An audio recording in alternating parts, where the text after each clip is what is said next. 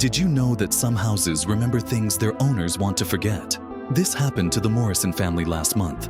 Every night at 3:17 a.m., their garage door opens, completely automatic, stays open for exactly 4 minutes, then closes.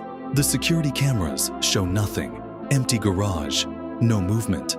But the motion sensors detect something large, something the size of a car. Here's the disturbing part. Every morning, their family car has 12 extra miles on it. The keys never moved from the kitchen hook. Neither parent drove anywhere. The seats are adjusted differently. Radio switched to static AM frequencies. Interior 20 degrees colder than the garage.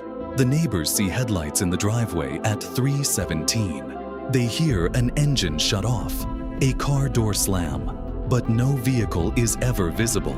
Just the sound of something coming home. The Morrisons installed new sensors last week.